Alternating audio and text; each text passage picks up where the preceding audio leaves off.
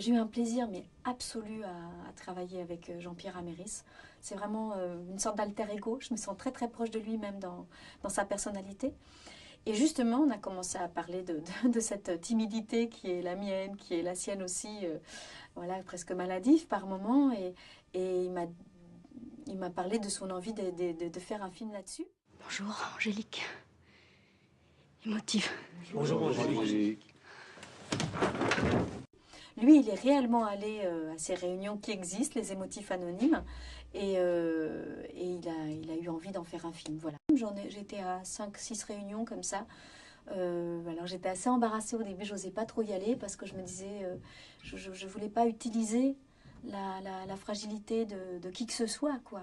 La fragilité de ces gens qui se réunissent là et qui sont quand même en souffrance. Et utiliser ça me paraissait un peu pervers, donc manipulateur, donc j'étais très hésitante, puis finalement j'y suis quand même allée, et en fin de compte je me trouvais complètement à ma place, quoi. Donc, et moi j'ai pu aussi donner un peu de mes expériences, et du coup c'était un échange, j'étais pas juste en train de prendre des choses et de leur voler, quoi. Ne te laisse pas impressionner par le patron, hein. Au premier abord, il a l'air dur.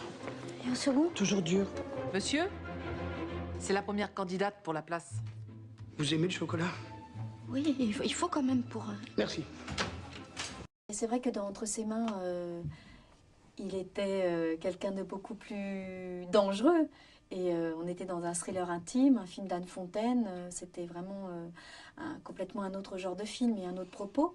Ceci dit, on retrouve dans les deux films cette difficulté à se toucher qu'on a tous les deux dans nos personnages, à s'aimer en fait.